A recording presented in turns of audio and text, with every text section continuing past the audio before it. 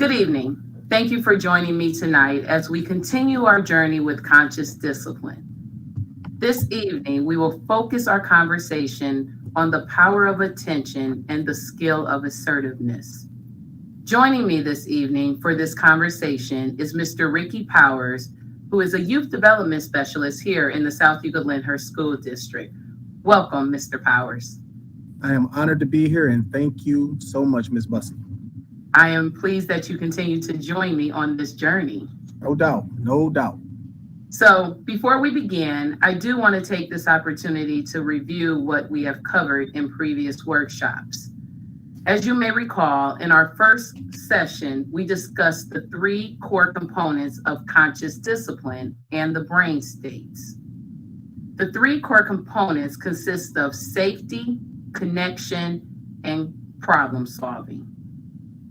When we talk about safety, what we're looking at and what it's focusing on is really our self-regulation and the ability to recognize and manage our emotional upsets. Connection, which focuses on creating a compassionate school family culture where there is willingness to engage in healthy relationships to help change the perception about the conflict. And then problem solving, which focuses on changing our response to conflict and the ability to adapt to that changing situation, which ultimately leads to building resilience. We also talked about the brain state, which I am now going to share on my screen.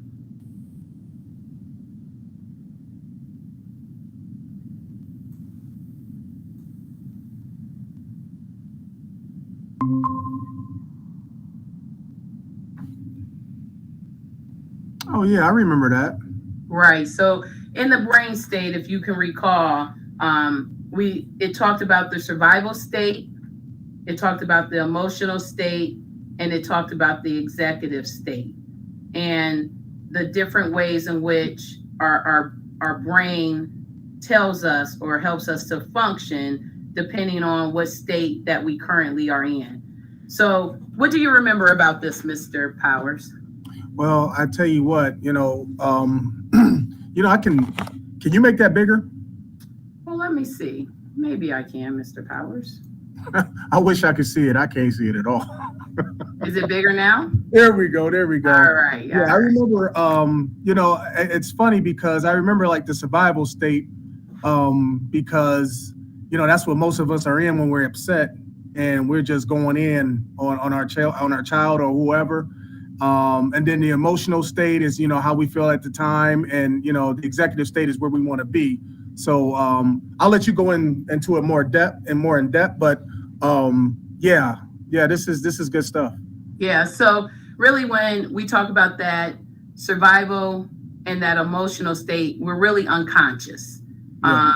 With that survival state, we're in that fight, flight, or freeze, surrender mode. Yeah. When we are in our emotional state, we're really in that CD-ROM, and it's more about those emotional upsets. It's attention seeking. It's more of that verbal side. Sometimes that survival side is more of that physical side. But ultimately, where we want to land is in our executive state. And here, that's where we're conscious. This is where problem solving can take place. Some behaviors that we might see as it shares on this chart is that there is empathy, there's conflict resolution, we're able to problem solve, we're actually able to manage our emotions. And so when we're working with our children, both at school and at home, that's kind of where we want to ultimately be. There are times that you will move between the three states, depending on what that situation is. But if we really want to make a change with our child, we really have to function in that executive state. We have to think about, what can I learn from this? And our intent is really about adapting and responding in an appropriate way, depending on that particular situation. And so, again, it's difficult. I'm not going to say that it's always easy. I'm not going to even say that we always get it right. But at least if we're conscious about it and that we're able to get ourselves and move ourselves through that level to ultimately get to that executive state, the outcome will be much better. And Ms. Bussy, just to add to it real quick, the X factor, the word that you used was conscious. You want to be conscious of it. You're not saying that you're going to do it perfect, but we want these things to pop up in your head when things happen, because eventually it will become a natural thing. Not saying that we're perfect at it, we're not, but just keeping that in mind, that these things, if we can just be conscious of it, it will bring us back. And I know you're going to get into that a little more later, but I just wanted to add my 2 cents on that. So yes, you're absolutely right. As we moved into our October session, which was our second session, we discussed the power of perception and the skill of composure, which is also still part of that survival state. So that was that red state that we saw. That was that fight or flight type state that was on the brain model. The skill of composure, however, allows us to see the behavior as a call for help. With composure, we integrate our brains in a way that allows our prefrontal lobes to do their job of regulating our lower centers. So when we think about that, right, composure really is the prerequisite skill we as adults need before we discipline our children. And we spent some time talking about what that looked like in our previous session. It really is the key that unlocks the power of perception. And the power of perception reminds us composure is a choice we make, and that no one can make us angry without our permission. Right. Composure also determines our perception, and our perception dictates whether we will punish, blame, or teach new skills. Ultimately, our goal with composure is that we get to a point where we actually can teach our children new skills. We can help our children problem solve. It kind of goes back to that executive state. Think about when you lose your composure, what that outcome may be. But if you're able to gain your composure prior to the conversation, then the outcome probably will look a little different. And when we talked about composure, if you remember, Mr. Powers, we talked about doing some breathing, just some simple things to kind of bring us back, to help get us to that prefrontal lobe so that we're able to regulate ourselves before we discipline children. Yeah. I don't know if you have anything that you would like to add. Well, it's funny you say that, because I know a lot of people probably look at this as, this doesn't work, it's corny. I'm doing it with my son. And, the things that I see with him is, there's certain things like I normally would go off, like if he's supposed to be doing something and I ask him to do a chore and he's still on his game. And I got to tell him several times. I catch myself now, because I've been doing this so much, I catch myself now taking a deep breath before I go in there, because I know I'm ready to snap, and that's what he's expecting. But if I go in there, knock on the door with a calm voice, hey, I need you to come in here. I need you to grab that vacuum cleaner, and I need you to vacuum that floor. Now I'm giving him directives. He's understanding what I want from him, and it's getting done. Now, this didn't happen overnight, but it's just one of those things where, that I can't say enough about this, man, because I'm using it myself in my, with my family, and it's working. That's weird. I mean, we it's a little different for us, but we got to find another way, though. That makes sense?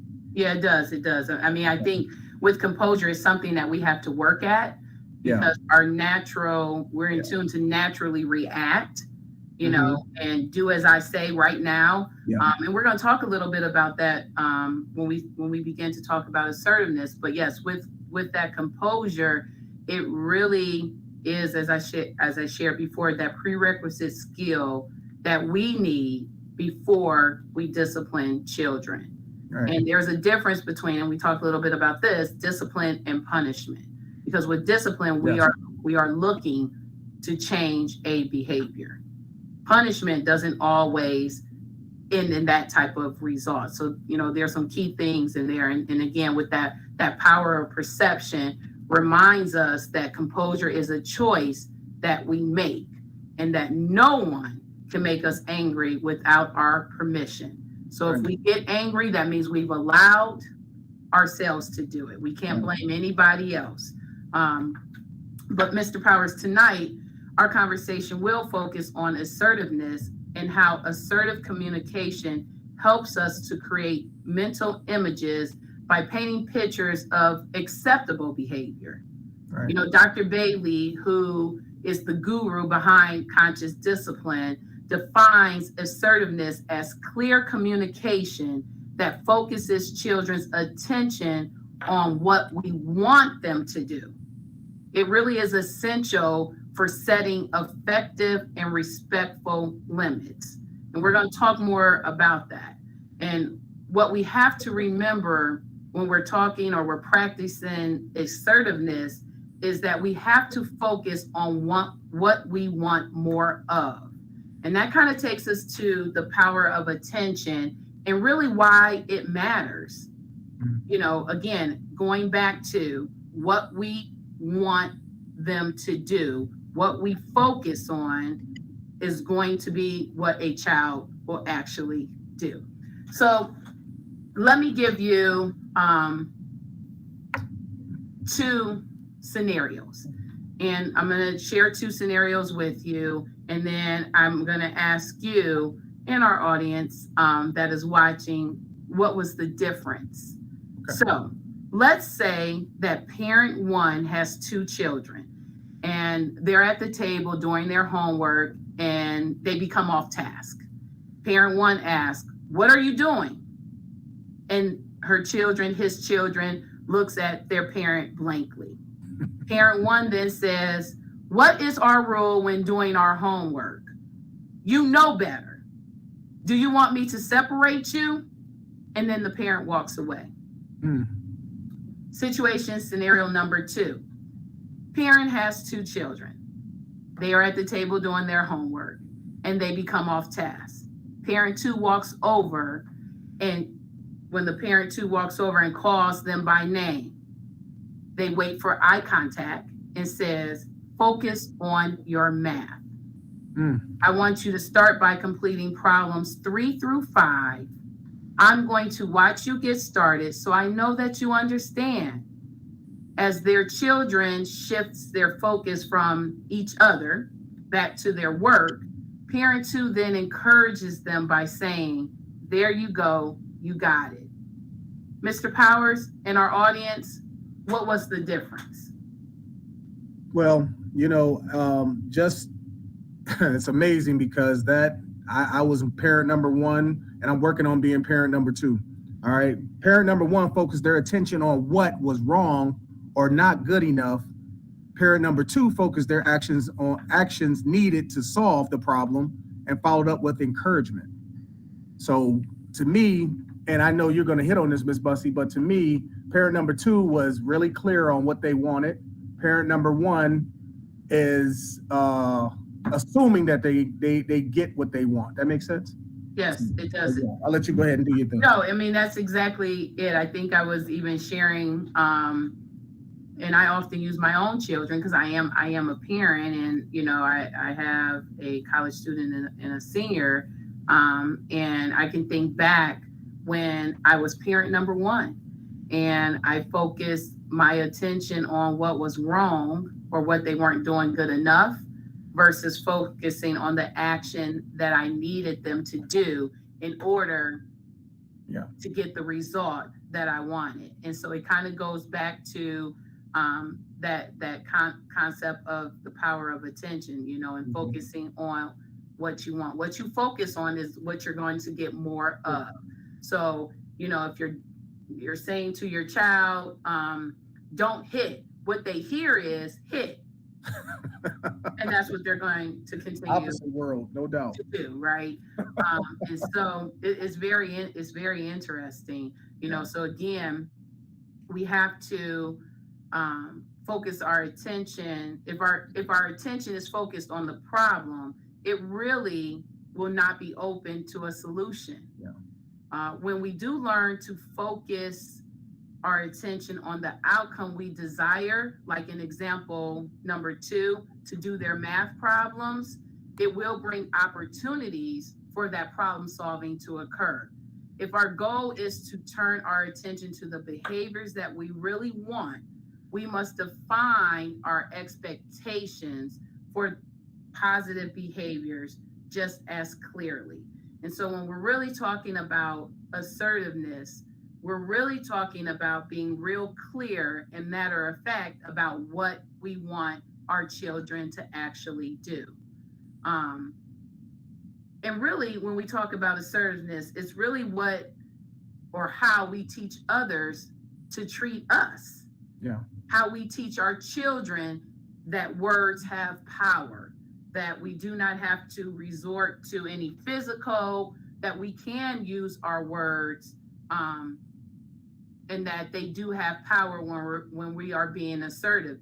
And there's a difference between assertive, passiveness, and being aggressive, which we will talk about a little bit later on. But that's really what we're talking about when we're talking about assertiveness. And you know what, Ms. Bussey, and you know, I'm acting as a parent as well, just like you are. Again, I can't reiterate enough that this doesn't happen overnight. We've been taught a different way. You know, we were always, I think I came from parent number 1. I think we all have. And we just learned, this is learned behavior. And now we're trying to unlearn something and learn something with the intentions of just trying to do better. Yeah. You know what I mean? So it kind of goes back, Mr. Powers, to when we were learning about conscious discipline, about our CD-ROM. We all have what we call a CD-ROM. It's the way in which we've learned certain things. It's the way in which we were taught certain things. And really, if we really reflect and we think about this, and if our audience thinks about this too, often we do things that we were taught to do, right? That's all in our CD-ROM. So it's really helping to change those messages that are in our CD-ROM so that we get a different outcome, right? It's about shifting our mind, shifting the way in which we think about things so that we, number 1, can help our children to problem solve. Number 2, get to a solution that makes sense. And number 3, continue to function in our executive state, that conscious state. Right. So, you know, Ms. Bussey, you talk about assertiveness. So I guess my question would be to you is, you know, how do we do that? Well, that's a great question. And as Dr. Becky Bailey shares with us in her book about conscious discipline, you know, assertiveness really requires us to do 4 specific things. You know, as we talked about that focus, we have to focus our behavior on what we want to see. Often, natural reaction, right? Often our first reaction is often no, the word no, or don't. Think about that as parents, right? Think about those that are in the audience. Think about when your child does something. Is your first reaction no or don't? I know mine has been. I'm still working on that, right? Even now, even with the children in our buildings and things like that. And I can think about even when I was a principal, prior to coming into this role as FACE coordinator, you know, I can often say I said no or I said don't. And I really, once I got into understanding the brain states and how the mind works, and really understanding what an assertive voice looks like, what we have to do is flip our thoughts about what we don't want so we can focus on what we do want. So for example, don't run. Don't run is flipped to walk. Right? Yes. I mean, that's simple. That's a good example. We don't really think about that, right? We're focusing on something different, on a reaction versus focusing on the behavior. So if they are running, what is the behavior that I want them to do? Well, you want them to stop running. I want them to stop running. I want them to walk. So I just walk. say, that makes walk. sense. That's flipping our thoughts about what we don't want so we can focus on what we do want. Yeah. As a parent, we might say stop. It's natural. Yeah. It's natural to tell our children to stop. But what's important is that we follow it up with the behavior we want. So rather than just saying stop, we might say stop, wait for me before you go outside. Yes. Because the child is running out the door, right? Yep. And versus just saying stop, now we are providing the action of why we want them to stop. We want them to stop and wait for me to go outside. So that's number one. Again, focusing our behavior on what we want to see.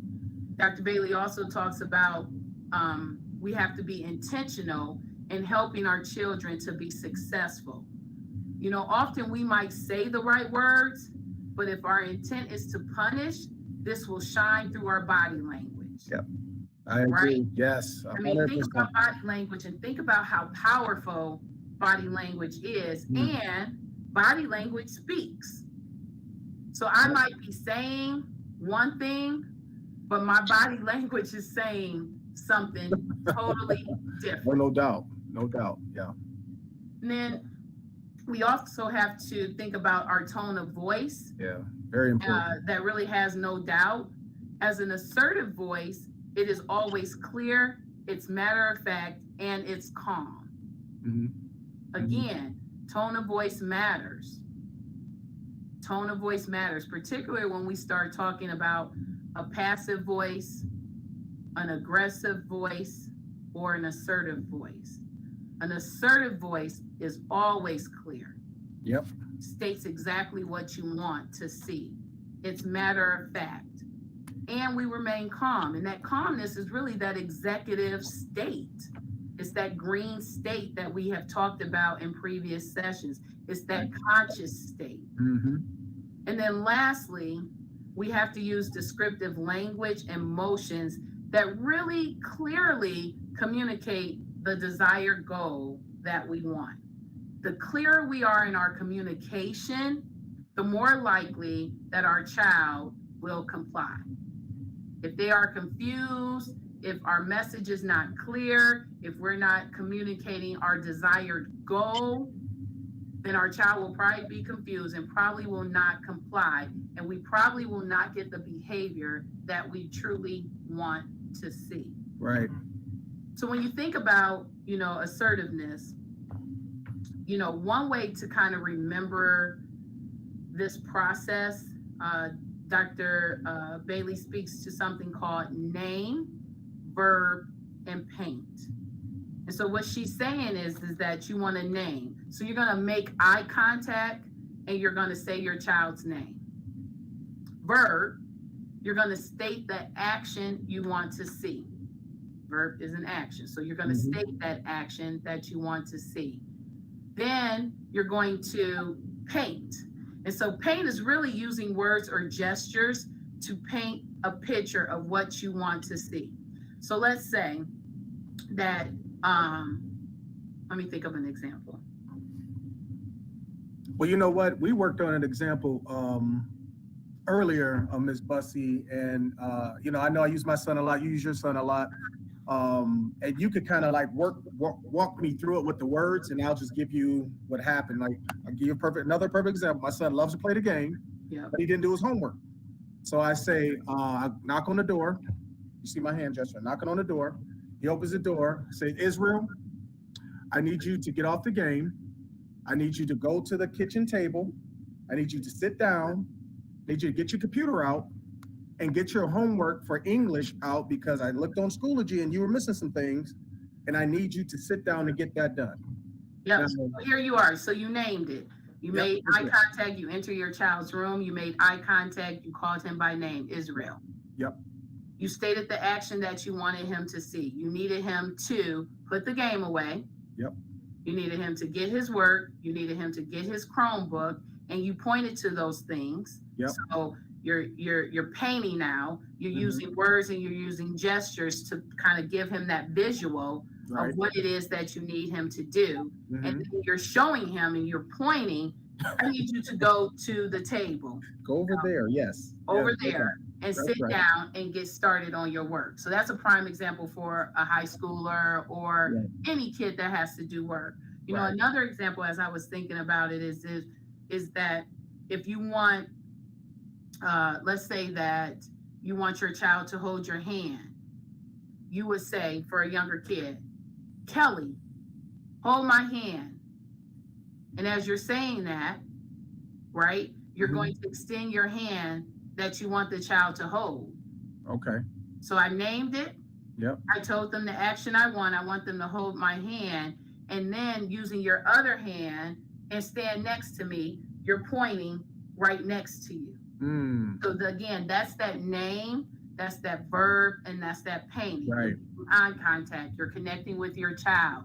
You're calling them by name. They know that you're talking to them. You're grabbing their attention.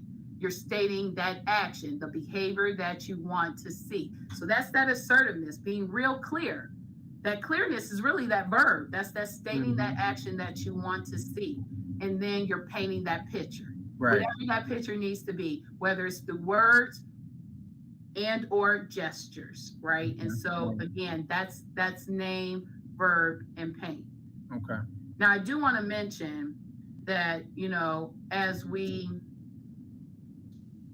begin to teach others how to treat us in any situation, in any relationship, there are those three voices that I kind of was sharing earlier around, you know, the passive, the aggressive, or the assertive, that we really have to understand, because there is a passive voice, there is an aggressive voice, but then there is an assertive voice. And passivity invites aggression. Aggression begets aggression, meaning you're going to get more aggression. Yep. And assertiveness really dissipates that aggression. So I'm going to share my screen again, and let's take a look at the three voices. Okay.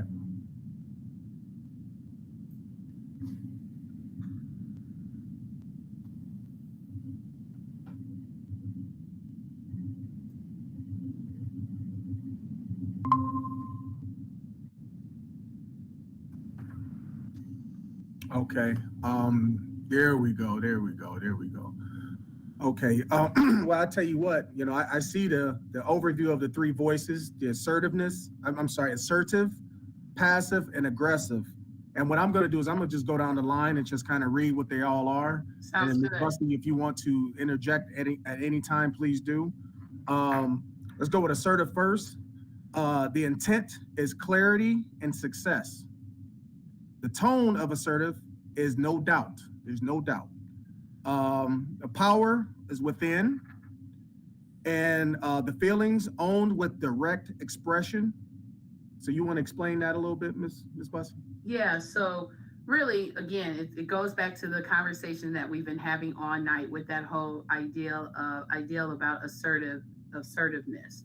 You know, with assertiveness, our intent is to be very clear, because if we're clear, we're going to get the behavior that we want, and there's going to be excess. The tone is no doubt. It's matter of fact. This is what it is, right? But it's not being passive, and it's not being aggressive, which you'll speak to in a few minutes. Right. The power is within. We own that power. We're being assertive. That's right. And then it's usable. The information that we are giving, and just when we were talking about our examples, when you were talking about your son, and I shared the one about wanting Kelly to hold my hand or not running out the door, we're giving usable information on what to do. Right. So that's that assertive voice. Okay, well, we'll turn our attention to passive now. Passive, the intent, avoid conflict through pleasing. Boy, this I know some of that. Passive with tone, ask permission. And passive, power is given away. Your power is given away. Passive, let's look at their feelings, projected with indirect expression. I'll let you explain that in a minute, Ms. Bussy. And lastly, passive, the information is usable and confusing. So if we can go through that a little bit, Ms. Bussy, that'd be awesome. So I think we've all probably had a passive voice before, right? Where we, you know, we kind of just wanted to go away. Yeah, right. We just kind of threw our hands up. We kind of just gave in. we were trying to avoid that conflict through pleasing and really begging, like, please don't do that. I need you to please sit down. Yeah. We're asking for that permission. That's that tone. Yeah, We're really baby. giving away our power. Where at an assertive voice, that would look a little different. We're not asking permission. We're being a matter of fact. We're talking about what we want them to do. The power of attention, right? What it is we need them to do, and really in that passive voice, our children don't know how to use it. They don't know what we're asking. They don't know what to do with the information that we are sharing with them. It becomes very confusing. So I'm sure our audience can think about a time, and I want you to take a moment to think about a time when you might have had that passive voice, where you were asking your child for permission, where you were trying to avoid conflict through pleasing, right? In different situations. We've all had that. I could think of a time, probably when my kid was little, and we might have been at the mall, right? And they might be running around, and I'm come sit with me, come stand by me. I'm trying to avoid conflict. I'm trying not to get into that aggressive side where I just go off, right? Right. And now I would approach that a little differently and just be real clear about what my expectation is and what is that behavior that I want to see. So that's that passive voice. Right. Well, let's jump right into aggressive. The intent: avoid conflict through domination. Tone is like the or else, do it or else. Power, taken from others. Feelings, projected with indirect expression. In information, usable, attacking. Yeah. So you can go through that a little bit. Yeah. So, I think that's when probably we're in that emotional state. That's probably when we would see that aggressive voice. That's when we are not functioning in our executive conscious state. We're being, it's my way or the highway. There's no way that our children can use that information. They don't know what to do because we are in that emotional or that survival state. And so there's no problem solving that will occur in that aggressive voice. Now, is it appropriate sometimes to have an aggressive or a passive or assertive? Sure, we're not going to always get that right. But if we can kind of move ourselves and really understand what voice we are dealing with, then our outcome again will look very, very different. And if we could get to that point of that assertiveness, and we won't have time to talk about it tonight, but really even teaching our children how to have an assertive voice, how to say, I don't like that because, right? That's different than stop hitting me there and screaming and going off, right? The message gets lost even for our children communicating with other children. And so, part of our goal in our schools in assertiveness is the word of the month for conscious discipline for December.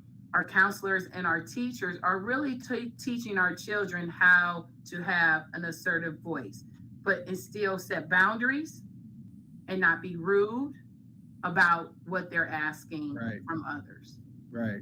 Well, I thought you did a great job explaining those because honestly, again, this is like my public service announcement. It's not going to happen overnight. It's just one of those things where if you work it, it does work. It takes time. You might feel, I know me as, growing up, everything was aggressive. You do this or else you do this. And I'm looking at it now, and I've got 5 kids, and my youngest is in high school, and he's a freshman. I am totally treating him differently than I treated the other 4, because of just being wiser and older, and realizing that the world has changed a little bit, and the yelling and screaming really doesn't work anymore.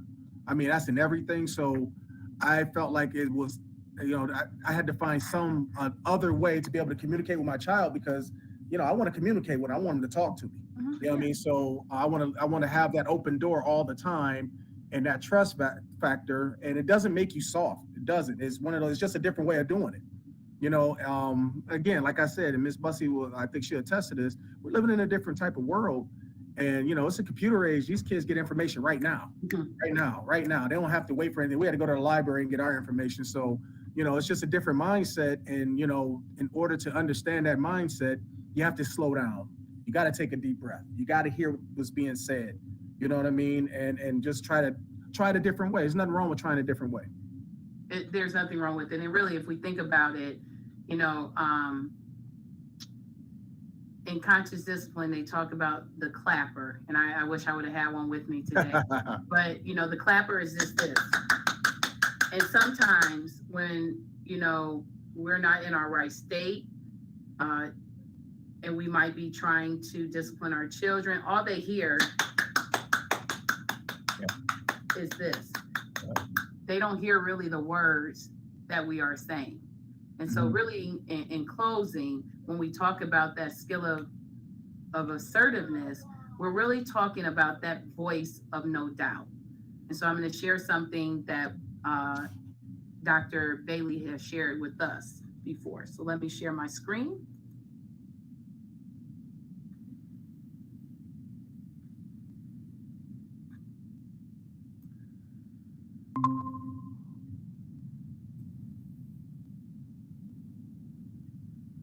So I'm going to start with the first one. And I believe you can see my screen. Can you see my screen? Yes. All right. So skill of assertiveness, voice of no doubt. Your tone of voice is critical. To find your assertive tone, you have to do the following. Look around the room you're in. Look up and say, that's the ceiling. Look down and say, that's the floor. In the same tone of voice, say, sit down and look at me. By doing that, you have just used your assertive tone. That's that assertive tone. Voice of no doubt. There is no doubt in your voice that the ceiling is above you, that the floor is below you, right. And your command is sit down and look at me. Your no doubt about it voice ensures your nonverbal and your verbal communications match. And that's important. Yeah. Your nonverbal and your verbal communications match. That goes back to that body language, what we say, but our body language, that nonverbal might be something different, and that doesn't match. We have to ensure that our nonverbal, our body language, and what we are actually speaking matches. When these two match, we let the children know we mean what we say, and we say what we mean in an assertive voice. Right. And then lastly, voice of no doubt. Before children decide whether to comply with a command, they will read your facial expressions, your tone of voice, and gestures. We increase the chances they will obey your command or what you want them to do if we appear confident and in control. We sound sure of ourselves. We believe that they can be successful. And I say that again. We believe that they can be successful, and we use gestures to provide information. So again, that whole name, verb, and paint, that's that piece right there too. So as in closing, when we're thinking about the skill of assertiveness,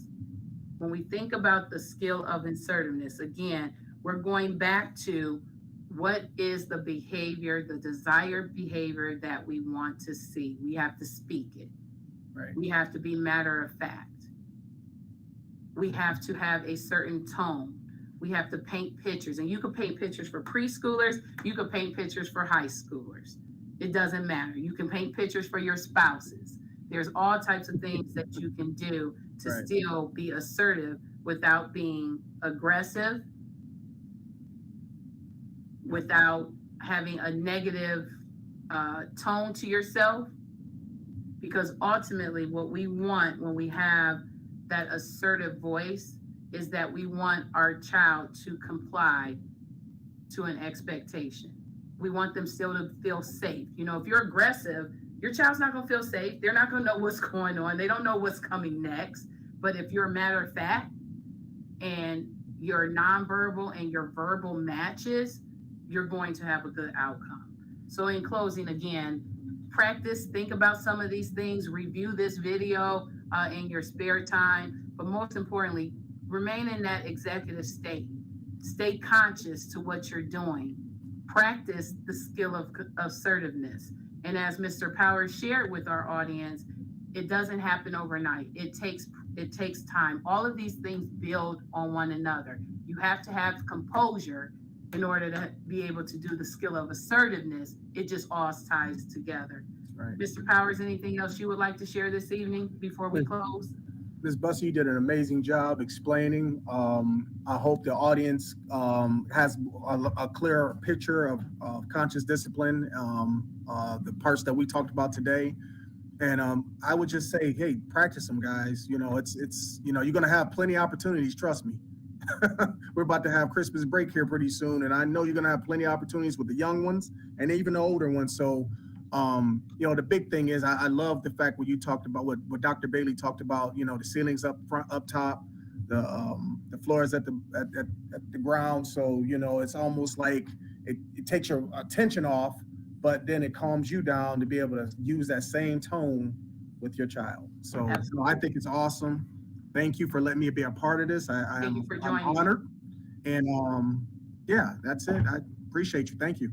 Again, thank you for joining me, Mr. Powers. As always, it's a pleasure to have conversations with you about conscious discipline.